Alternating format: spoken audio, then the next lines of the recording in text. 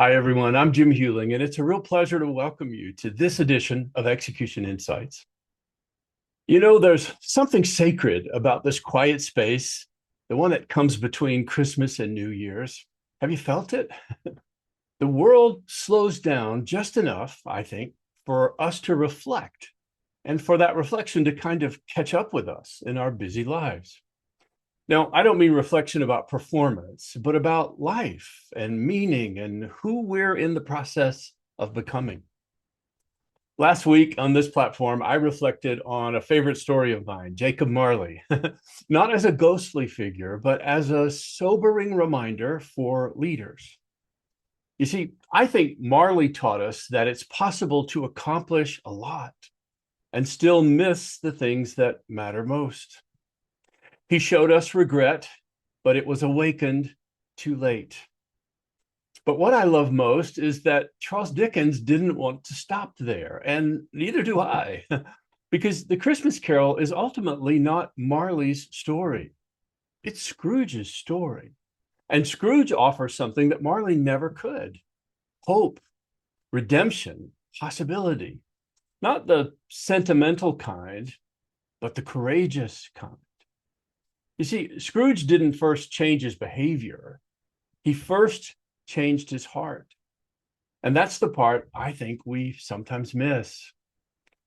You know, he didn't wake up trying to act differently. He woke up after the visitation from the three spirits as someone new. He was more human, more compassionate, more alive to the people around him. And because his being changed, then his doing changed naturally. I hope you caught that. You see, when he woke up, he gave generously. He restored relationships. He showed up differently in every place where he had once taken and withdrawn. And it wasn't because he made a resolution, it was because he had a transformation. And I think Charles Dickens captures that beautifully when he writes that Scrooge became as good a friend and as good a master or boss and as good a man as the good old city knew. You see, that wasn't just a surge of Christmas emotion. That was a commentary on an altered life. So, as leaders, I think that brings us to a New Year's question that really matters. In the next few weeks, we're going to spend so much time setting goals.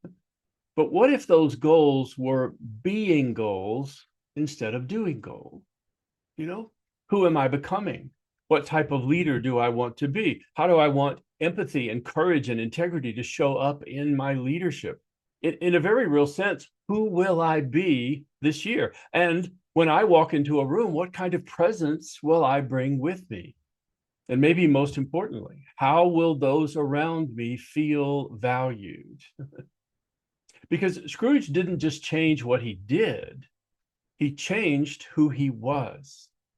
And that change of being, well, it naturally changed his behavior, which then, of course, if you know the story, changed his legacy.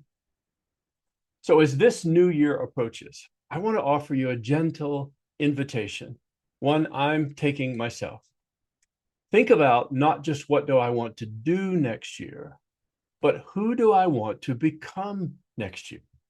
Who do I want to become for the people I love and for the people I lead and for the life I'm still blessed to be living in this new year?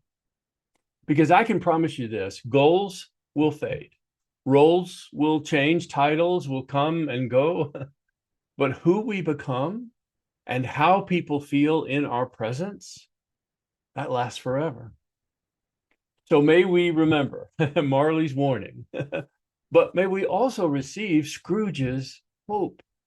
And may we step into the new year with the quiet courage to say, as Scrooge did, I will not be who I was.